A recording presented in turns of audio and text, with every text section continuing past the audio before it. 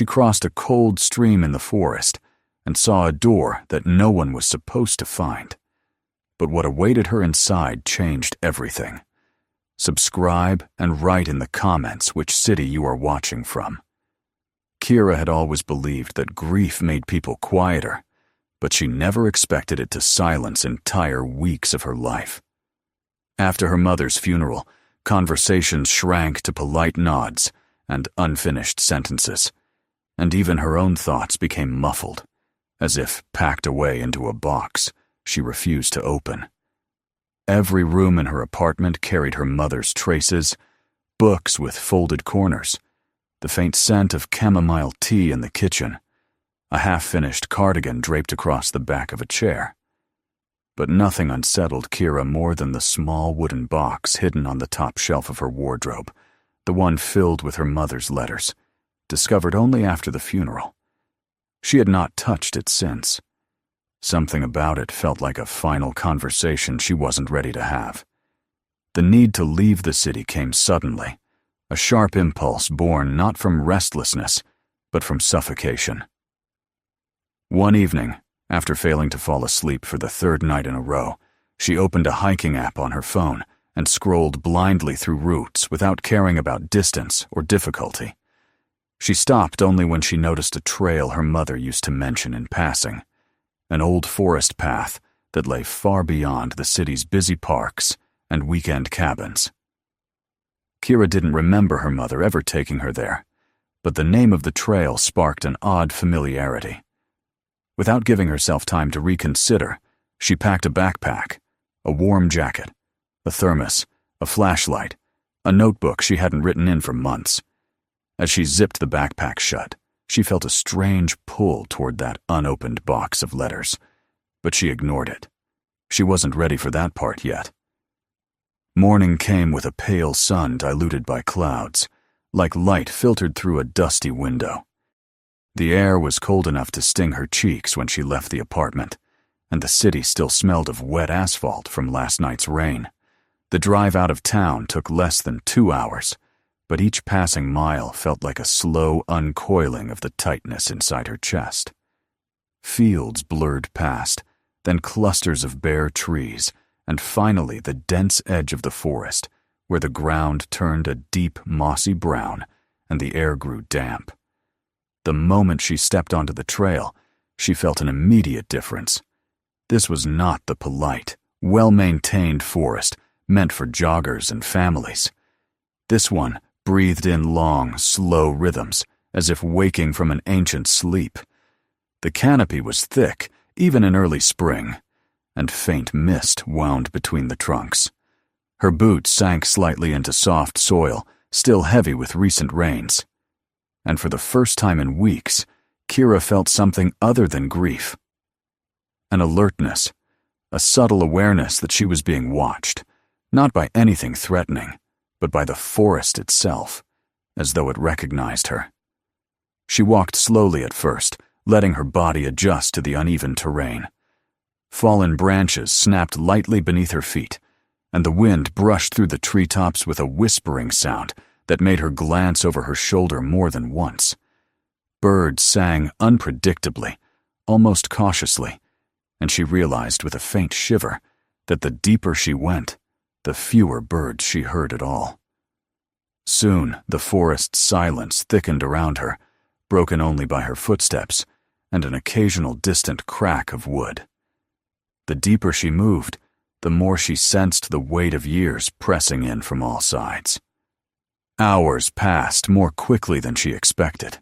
Her thoughts drifted in slow circles. Memories of her mother's voice, the way she used to braid ribbons into Kira's hair when she was little, the sound of her humming while she cooked. Grief washed over her in waves, raw and unfiltered, and she found herself wiping tears she hadn't realized were falling. Yet the forest did not push against her suffering. Instead, it seemed to absorb it, leaving her strangely steadier each time she blinked away the wetness.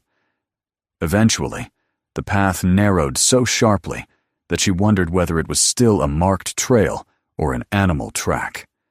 Undergrowth grew denser, roots twisted across the ground like veins, and several times she had to step over fallen logs, slick with moss. She checked her phone, no signal for kilometers, but she felt no panic. Something inside urged her onward, as though the forest placed a gentle but persistent hand against her back. When she reached the small stream, she stopped in surprise. The map hadn't mentioned water this deep. Rain had swollen the creek far beyond its usual bounds, and the wooden footbridge, if it had ever existed, was nowhere in sight. The water rushed quickly, swirling in icy eddies, its surface broken by sharp stones. Crossing it would be unpleasant, but not impossible. She scanned the banks for a safer spot, but found only mud and slippery reeds. She hesitated for a moment, gripping the straps of her backpack, then stepped forward. The first splash of cold against her boots made her gasp. By the time she reached the middle, the water rose nearly to her knees, soaking into her pants and numbing her calves. The current tugged at her legs, threatening to push her sideways. But she kept moving, teeth clenched, breath sharp, fighting the cold that seemed to climb all the way to her spine. When she finally climbed onto the opposite bank, she exhaled shakily and braced herself against a tree, waiting for feeling to return to her limbs.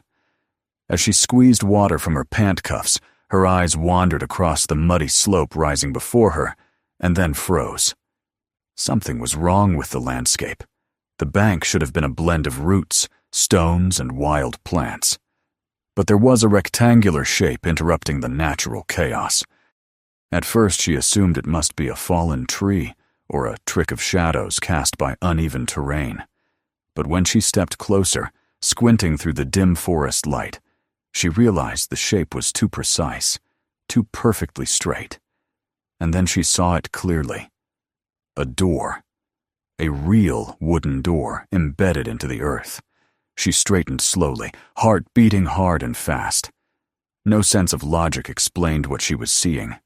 The door looked impossibly old, its surface darkened by years of moisture and covered in clinging moss. Thick vines curled across its edges, as though trying to pull it deeper into the hillside. The frame around it had partially sunken into the soil, as if the forest itself had attempted to reclaim it. Yet the structure remained unmistakably human-made. Kira approached carefully, each step measured. It felt absurd to move so cautiously toward an inanimate object, but the sight of the door sent an unplaceable tension crawling across her skin. She crouched to inspect it more closely. The wood was weathered, but intact, and the rusted metal bands that reinforced it suggested someone had once intended the door to withstand force.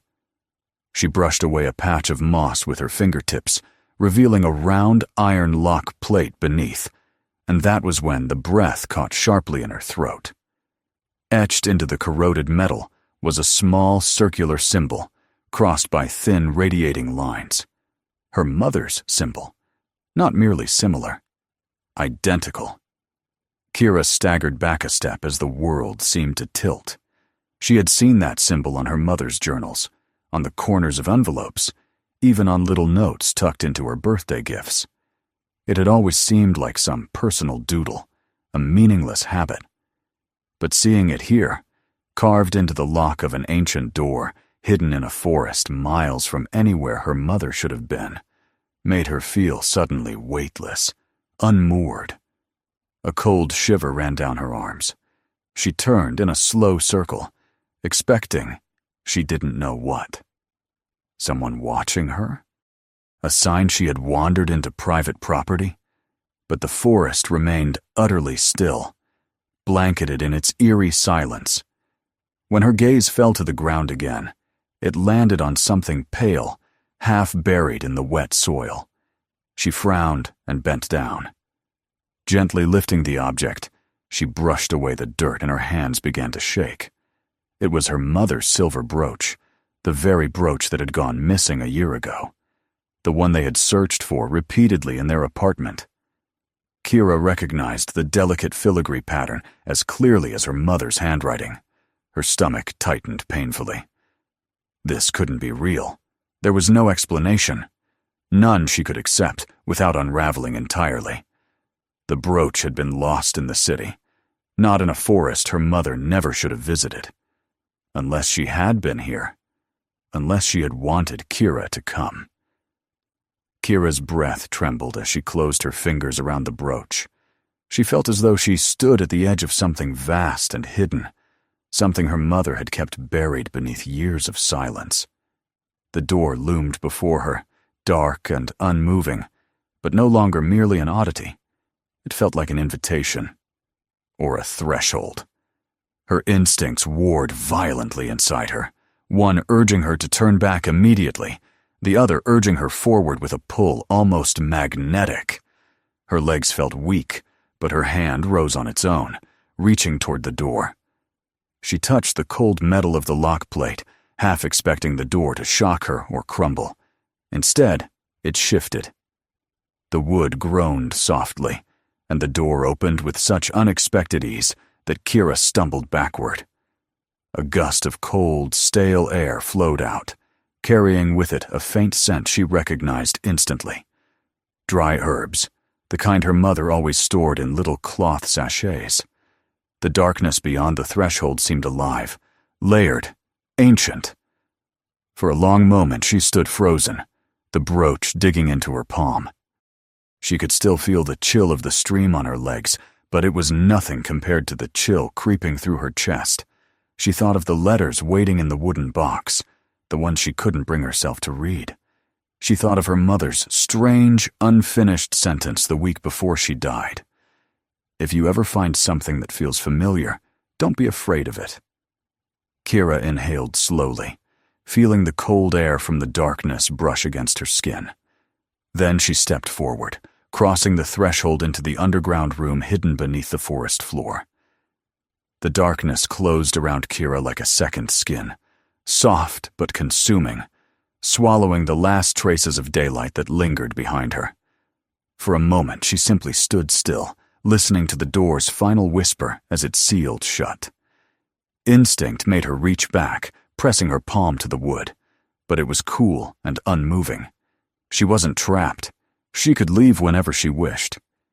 Yet she did not. A strange calmness settled over her, weaving itself through the remnants of fear still flickering inside her chest. The smell of damp earth mingled with something faintly floral, something she had known all her life without recognizing it until now. Her mother's handmade herb sachets had always carried that scent. Here, in this underground space, it was embedded in the air. She lifted her phone to cast light around the chamber. A narrow beam cut through the dark, revealing the uneven lines of wooden beams that supported the ceiling. Moisture glistened on the walls like a thin sheen of glass. The floor was soft and uneven beneath her boots, the packed soil slightly springy, as if it had been walked upon many times long ago. The silence was profound, so dense it felt like a presence of its own, waiting, not menacingly, but patiently, for her to move deeper. Her hands were trembling slightly as she took her first step forward. The tiny beam of light swung across the wide main room, illuminating shapes that rose from the earth like relics from a forgotten century.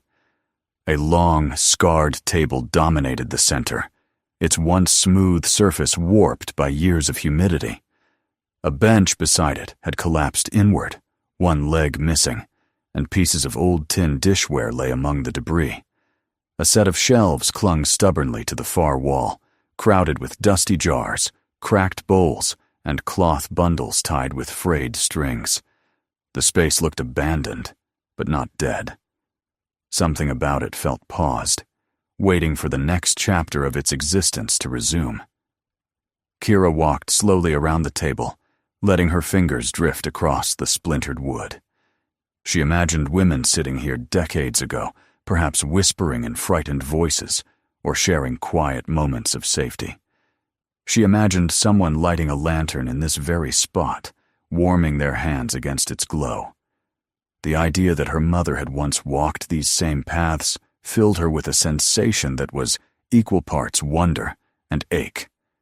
She thought of all the times her mother had seemed distracted during Kira's childhood, all the moments when she had paused before speaking, as if weighing a memory she could not share. The phone's light drifted across the far wall, stopping on something that made Kira inhale sharply. Names, dozens of them.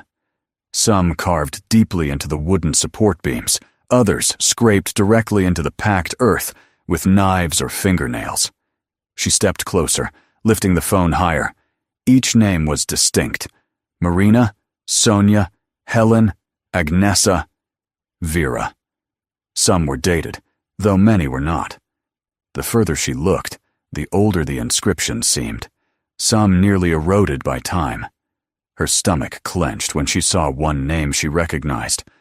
Not her mother's married name, the one she had carried all Kira's life, but the name she had used in her youth, a name Kira had seen only on old photographs and a handful of documents. The letters were carved cleanly, deliberately, as if someone had shaped each stroke with care.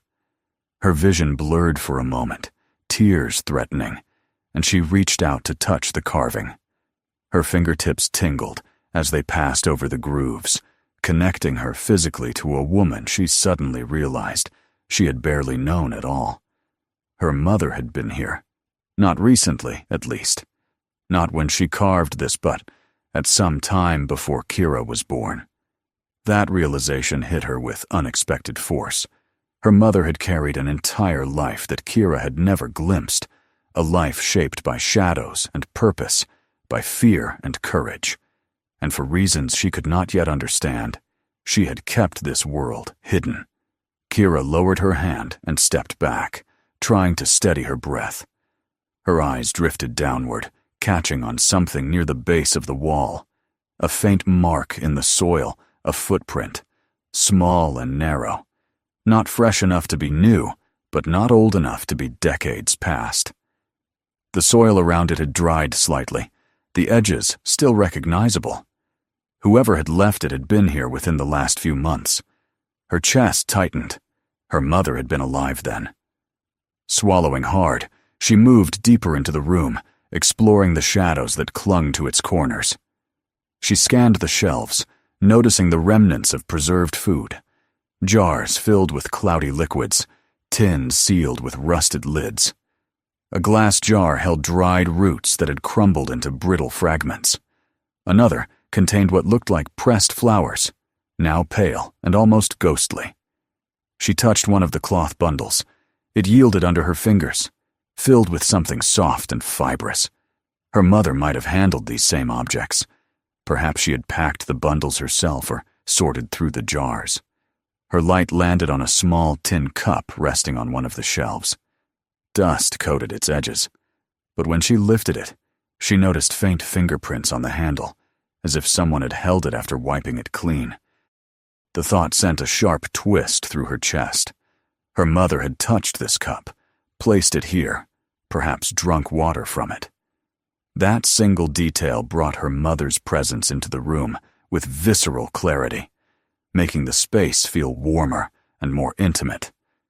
Her footsteps guided her toward the table again, where she noticed a stack of papers half hidden beneath a piece of cloth. Carefully, she pulled the cloth aside. The papers were old letters, their edges curled, ink faded. She lifted the top one gently, afraid it might crumble. The handwriting varied from page to page, some rough and hurried, others neat and flowing. She read fragments, pleas for help, descriptions of fear, expressions of gratitude. Women wrote about fleeing violent husbands, about hiding from men who threatened them, about arriving here half-starved and half-crazed from terror. And in every letter, there was mention of a woman who cared for them, someone they never named, but always referred to with reverence. The keeper, the safe one, the woman who understands. Kira's throat tightened as she realized the keeper was her mother. She set the letters down with trembling care. How had her mother borne all this? How had she carried such stories alone, without confiding in anyone, not even her daughter? Kira imagined her mother reading these letters late at night, absorbing the anguish of strangers. Imagining her lighting a candle in this room, preparing beds, providing food, comforting women who had nowhere else to go. The image was overwhelming, pulling at something deep inside her that had long lain dormant. Her light swept across the room again, catching a glint from a corner where a rusty metal box sat beneath a collapsed wooden beam. She approached it and crouched down. The box was dented and weathered, but the lid still held firm. She lifted it cautiously, expecting the hinges to resist, but they opened with surprising smoothness, as though someone had oiled them not long ago. Inside lay a leather-bound notebook, small and worn, with frayed edges and a faded symbol etched onto the cover, the same symbol carved into the lock outside. Her mother's symbol. Kira's breath caught. She touched the notebook with reverence, then lifted it out carefully, brushing away dust. Her fingers felt the indentations of her mother's handwriting on the pages before she even opened it. When she did, the familiar script leapt out at her, elegant and curved, a handwriting she had seen on grocery lists and birthday notes, but never like this. The first page read, "If you are reading this, it means you found the place." Kira's eyes blurred instantly. Her mother had written this for her. She turned the pages slowly. The entries were dated around the time before Kira's birth. Her mother wrote about the hardships of the women who came seeking help. She wrote about fear, about the constant danger of being found, about hiding her own identity and fleeing from someone cruel and determined. She wrote about discovering she was pregnant and the terror that knowledge brought, the decision to leave the forest refuge to start anew, and the hope that her daughter would never need to know this life. Kira closed the notebook briefly, pressing it to her chest. The ache in her throat felt sharp, yet wrapped in an unexpected tenderness. Her mother had lived two lives, one that Kira had known, filled with quiet routines and gentle gestures, and another hidden beneath layers of sacrifice and resilience. The woman she had buried weeks ago was suddenly more complex, more extraordinary than she had ever imagined. She reopened the notebook and read further. One entry described a day when a frightened woman arrived with bruises covering her arms. Another spoke of nights spent awake, listening for footsteps above ground. Another told of how her mother carved her name into the wall as a promise that she, too, had been here and survived. The final entries were different. They were written years later in a shakier hand, as though her mother had returned to this place after a long absence. She spoke of regret for the secrets she kept from Kira, but insisted they were necessary. She hinted at a role Kira would eventually inherit, not as a burden, but as a calling. Kira closed the notebook again, unable to read more for now. Her heart felt too full, too heavy, too overwhelmed by everything she had learned. She set the notebook gently on the table and rubbed her hands over her face. A faint metallic sound echoed through the corridor, leading deeper into the earth-sharp, distant, like a piece of chain brushed by a breeze. Kira froze, listening intently. The sound came again, softer this time, more like an old key-striking stone. Her pulse quickened. The air seemed to shift, as though something unseen moved through the tunnels. She rose slowly, gripping her phone tighter. The sound didn't feel threatening. It felt like memory, like a place exhaling its history. Still, it drew her forward. She took one last look at the room behind her, the table, the names on the wall, the relics of the women who had passed through, the notebook that felt like a lifeline to her mother. Then she stepped into the narrow corridor, letting the darkness enfold her once more. The tunnel ahead swallowed her light, but she walked, compelled by the trail her mother had left. The soft thud of her steps echoed through the underground passage, leading her deeper into the heart of the place where her mother had once lived, a life Kira was only beginning to understand. The corridor narrowed so gradually that Kira did not notice the change at first.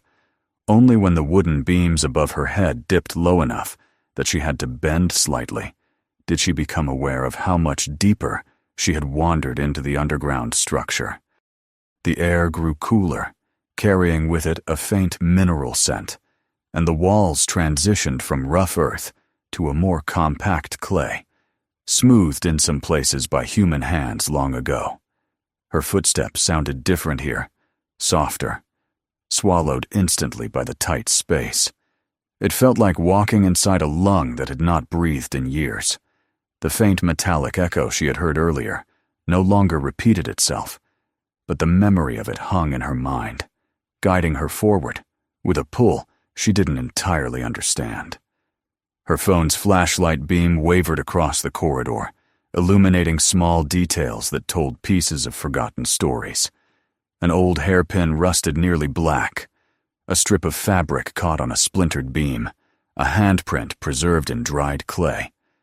Every object felt like a whisper from the past, fragments of lives that had passed through this place under circumstances Kira could only imagine. The tunnel branched ahead, splitting into two distinct paths.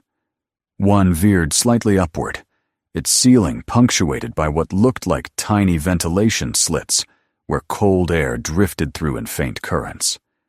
The other path descended sharply, swallowed in darkness so complete that even her light could not penetrate it.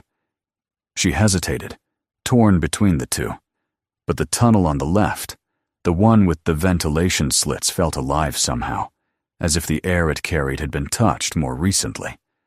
She moved toward it, letting intuition guide her feet. As she advanced, the tunnel widened again, revealing a small alcove carved into the wall. Something glimmered faintly on the ground. Kneeling, she saw that it was a shard of glass pale green, thick around the edges, like the remnants of an old jar. She lifted it between her fingers, turning it in the light. A familiar indentation caught her attention, a pattern of small ridges she recognized instantly. Her mother used to buy homemade preserves from local women, packaged in jars identical to this one. A memory surfaced, her mother peeling fruit in the kitchen, humming quietly, while Kira perched on the counter swinging her legs. The connection was small, trivial even, yet it pulsed with meaning. Her mother had not merely visited this place once, she had lived in it, cared for it, left parts of herself behind in ways that Kira was only beginning to trace. Further down the tunnel, the walls broadened and flattened into smoother surfaces, as though someone had carved them more deliberately. The air grew warmer, carrying hints of something faintly sweet and familiar, possibly lavender, possibly chamomile. Both had been staples in her mother's herb collection. The scent intensified as she approached a larger chamber, and when the space finally opened before her, she stopped short, breath catching in her throat. It was a room unlike the others she had seen, larger, more structured, and unmistakably lived in. A low wooden cot rested against the far wall, covered with a faded woolen blanket. Beside it sat a small wooden chest, the lid half open and revealing neatly folded linens inside. On the wall hung a collection of scraps, pieces of embroidery, fragments of old fabric adorned with tiny hand-stitched flowers, a few dried plants tied with twine. Near the cot, a ceramic mug with a chipped rim lay on its side, as though set down carelessly, but never picked up again. Kira stepped into the room slowly, every movement deliberate. The space felt heavy with memory, almost sacred. She recognized the blanket instantly. Her mother had owned one just like it when Kira was a child, a thick, warm piece with a distinctive pattern of dark stripes. Kira used to curl beneath it when she fell ill, her mother tucking it around her shoulders with a soft murmur. Seeing it here, in this underground refuge, made her chest constrict. She reached out and touched it. The wool was rough beneath her fingers, but it still retained a faint warmth, as though someone had slept under it recently, or as though the walls held on to the memory of a body that once lay here. On the small chest, Kira noticed a collection of items arranged with meticulous care. A half-finished embroidery stretched on a wooden hoop, its edges still taut. The needle was threaded with pale blue thread, and the patterned tiny leaves framing a single flower was delicate and precise. Kira traced the stitches with her thumb, recognizing the familiar artistry of her mother's hands. She lifted the embroidery closer, and tears blurred her sight. Her mother had always stitched during quiet evenings, the rhythmic motion soothing her. Sometimes Kira would sit beside her, watching the needle dip through fabric, mesmerized by the emerging patterns. Her gaze drifted to the wall above the cot. Small wooden shelves held a collection of dried herbs, lavender, sage, fennel, which had long since lost their fragrance but remained intact. Beside them stood a jar containing a few dried petals that resembled rose hips. Another jar held tiny blue seeds. These were the herbs her mother had used to prepare teas, poultices, and salves when Kira had fallen ill or scraped a knee. The realization that her mother had carried this knowledge here, that she had used it to care for other women long before becoming a mother herself, filled Kira with a bittersweet reverence. She turned toward the corner of the room, where a small wooden crate sat beneath a ledge. Something inside glimmered faintly. Kneeling beside it, she opened the lid carefully. Inside lay a stack of yellowed papers, bound with a strip of old cloth. She untied the cloth and lifted the pages, feeling their fragility. These weren't ordinary letters. They were journal entries, written in her mother's unmistakable handwriting. Kira's breath trembled as she began to read. The early entries described her mother's arrival at the refuge. She had arrived frightened, hiding from someone dangerous, though she never named the man. The entries spoke of damp nights, of listening for footsteps above ground, of caring for the women who sought shelter. One entry described a night spent comforting a young mother whose child had been taken by an abusive husband. Another spoke of repairing the roof after a heavy storm, hands cracked from cold, but heart steady with purpose. Kira could almost see her mother moving through the rooms, candle in hand, murmuring soft reassurances to the frightened women. As Kira read further, she felt the weight of her mother's life settle around her, not as a burden, but as a tapestry woven from threads of courage and sorrow. Then she reached a later entry, written in a more unsteady hand. Her mother wrote about discovering she was pregnant. Fear had overtaken her. Fear of raising a child while being hunted. Fear of bringing that danger into the refuge. She had left the forest, hoping to build a new life in the city, one far from her past. The words on the page trembled with anxiety and hope. The ink smudged as if her mother had cried while writing them. Kira's vision blurred, and she pressed the pages against her chest. The revelation that her mother had sacrificed the refuge, her work, and her community to protect her made her heart twist painfully. She imagined her mother walking away from these underground rooms, leaving behind the only home she had known, carrying a life she feared she could never keep safe. The enormity of that love, the enormity of that fear, stunned her. She set the journal aside carefully and wiped the tears from her cheeks. Her gaze drifted to a small wooden box beneath the cot. It was carved with intricate patterns, swirls and lines that resembled the symbol on the door. When she opened it, she found a neatly folded cloth, and beneath it, a letter addressed simply to "My daughter." Her breath hitched. With trembling hands, she unfolded the letter. Her mother's words rose from the page as though spoken aloud in her gentle voice. She wrote of loving Kira more than anything in the world, of wanting to protect her from the darkness she once knew. She apologized for leaving parts of her life unspoken, for the secrets she carried like stones in her pockets. She explained that some truths were too dangerous to reveal until the right moment arrived. The letter spoke of the refuge, of the women who had once found solace here, of the duty entrusted to each keeper. And finally, her mother revealed that she believed Kira would one day find this place, not by accident, but because she would need it. Kira pressed the letter to her lips, closing her eyes as grief swelled and broke inside her.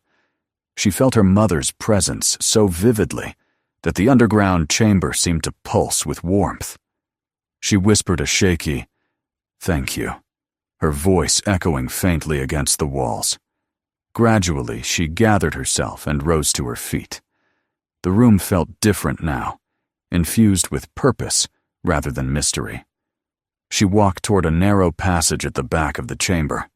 A faint draft pushed through it, carrying with it the same distant metallic sound she had heard earlier. She followed it, her heart steadier now, guided by a newfound understanding of her mother's strength and the legacy she had unknowingly inherited. As she moved deeper into the narrow corridor, she felt no fear, only a deep, anchoring connection to the woman who had walked these same paths. The corridor led her back toward familiar ground, and soon she recognized the bends and turns she had passed earlier. When she finally stepped out into the main chamber again, the one with the carved names and the long wooden table, she felt as though she were seeing it differently, through her mother's eyes. She crossed the room, gathering the notebook, the letter, and her mother's brooch, placing them carefully into her backpack. Then she returned to the corridor that eventually led upward, toward the faint promise of daylight. When she reached the entrance chamber and saw the wooden door ahead, she paused. Her hand rested on the old, cold metal of the lock. Her mother had opened this door once. Now she, too, had done the same. She took a deep breath, feeling the chilled air of the forest seep in through tiny cracks around the frame. And then she stepped outside, emerging back into the living world, carrying with her the weight of her mother's hidden history and the first fragile threads of something new, an understanding that would reshape everything she thought she knew. When Kira stepped out of the underground chamber and felt the living air of the forest wash over her, it took a moment for her eyes to adjust, and another moment for her thoughts to catch up. The world above ground seemed brighter than before, even though the sun hung low and partly hidden behind drifting clouds. The forest was still, as if holding its breath, waiting for her to reappear. The weight in her backpack reminded her of the treasures she carried, not material treasures, but truths, histories, and the remnants of her mother's second life. She pulled the strap tighter across her shoulder and inhaled deeply, taking in the scent of damp earth, pine needles, and slowly warming air. Everything around her felt changed, as though she'd stepped not simply out of a hidden refuge, but out of a dream that had threaded itself into her bones. She stood quietly for a long moment, listening to the soft murmurs of the forest. The wind rustled the branches overhead, and for the first time since she had entered the underground refuge, the sound did not feel distant or alien. It felt familiar, almost comforting. Kira let her eyes wander across the clearing, noticing details she had overlooked earlier. The dark green of moss spreading across fallen logs, the glimmer of dew on small ferns, the subtle sway of leaves shivering in the breeze. The forest no longer seemed ominous or indifferent. Instead, it felt like an extension of the refuge below, a living guardian of the stories carved into its hidden heart. She took a few steps forward, testing her legs, half expecting them to falter after hours spent underground. But they carried her steadily, guided by a newfound clarity. She followed the faint trail back toward the stream she had crossed in her search for solitude. As she walked, her thoughts stretched across the memories she had uncovered in those buried chambers. Each step seemed to bring her closer to understanding her mother, not as a distant memory, but as a woman who had fought, feared, and loved with a depth Kira had never imagined. Near the edge of the clearing, she paused and glanced back at the doorway hidden in the earth. The wooden door appeared even older from the outside, its mossy frame blending seamlessly into the hillside. Had she not known what lay beneath, she might have walked past it without a second glance. It dawned on her that countless people must have done exactly that, walked by, oblivious to the fragile sanctuary buried beneath their feet. The thought filled her with awe. How many women had sheltered here? How many stories had been left behind in the dim light of the underground rooms? With a soft sigh, Kira turned away and headed toward the stream. When she reached the water's edge, the rushing sound of the current greeted her like an old friend. The stream was still swollen from recent rains, and its icy surface shimmered as it raced over smooth stones. She stepped carefully into the water. It rose quickly past her ankles, then to her calves, and soon the cold sensation crept up her legs, as sharp and electrifying as before. But this time, the cold did not shock her. It invigorated her. She felt her muscles tense and then relax as she waded through the current, embracing the challenge rather than shrinking from it. When she reached the opposite bank, the ground felt warm beneath her boots, and she smiled faintly at the realization that the discomfort she had feared earlier now felt like a small test she had already passed. As she walked deeper into the forest, climbing toward higher ground, she let her mind drift to the letter she had found in her mother's room, the one addressed to "My daughter." She had read it slowly, savoring every word, allowing the depth of her mother's emotions to sink into her heart. The letter had been both an apology and a declaration of love, a final message from a woman who had carried her burdens with grace and silence. It revealed that the refuge was never meant to vanish with her mother's death. It was meant to live on through Kira. The realization frightened her in ways she had not anticipated. She was not sure she was strong enough to take on such a responsibility. But when she remembered the courage her mother had shown, leaving the refuge to keep Kira safe, living quietly for decades, with an untold story weighing on her, she felt a slow but steady conviction bloom inside her. Her mother had believed she would return one day. And she had. The path back through the forest seemed easier now, not because the terrain had changed, but because Kira felt a new sense of purpose guiding her. Every rustle of leaves, every patch of sunlight through branches, every distant bird call felt like part of a message whispered from the past. She found herself pausing often to admire the trees or watch how the light played across the ground. It wasn't escape anymore. It was belonging. The forest did not frighten her. It grounded her. She felt as though the land itself acknowledged her presence, recognizing her as someone who had finally discovered her place within its hidden legacy. Eventually, she reached the familiar clearing where she had first stopped to gather her bearings earlier that morning. It felt like days had passed since then, though the sun's position told her only hours had gone by. Time had moved differently underground, bending quietly around her mother's stories and the lives of the women who once found refuge beneath the forest floor. Kira took a deep breath, feeling the cool wind brush across her face, and allowed the silence of the clearing to settle inside her. She walked a little farther and found the exact spot where she had first spotted the strange door behind the veil of ferns. Now that she stood above it, she felt an urge to return, not to search for more, but to honor what she had found. With careful steps, she retraced her path down the slope until the doorway came into view again. She approached it slowly and pressed her hand to the worn wood. It was cool beneath her palm, but somehow not as cold as earlier. The forest's warmth seemed to seep into the door through her touch. A thought came to her then, quiet and instinctive. She reached into her backpack and pulled out one of the wool scarves she had packed hastily before leaving the house. It wasn't sentimental, just a practical item she had grabbed last minute because it matched her jacket. But now she held it with a sense of reverence.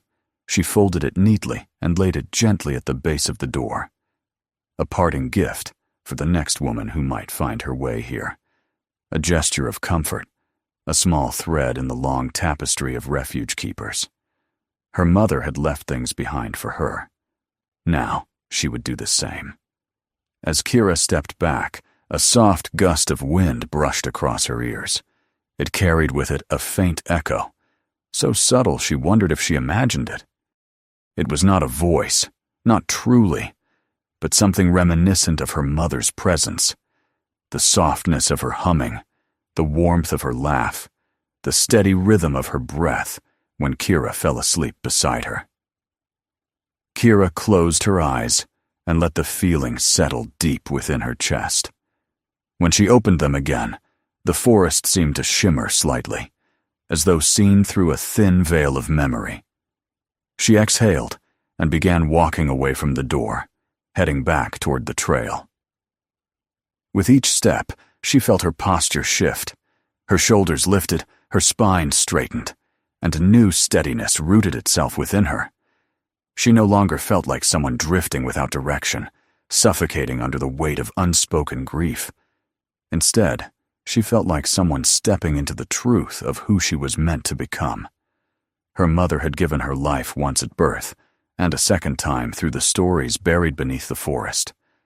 Hours later, when the trees thinned and the path opened into a wide, sunlit stretch leading toward the parking area, Kira paused one last time. The forest behind her stood tall and quiet, its secrets tucked away once again. But now she understood that she was part of those secrets.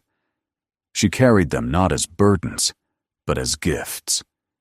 She whispered a final thank you to the forest, not because it could answer, but because it deserved to be acknowledged.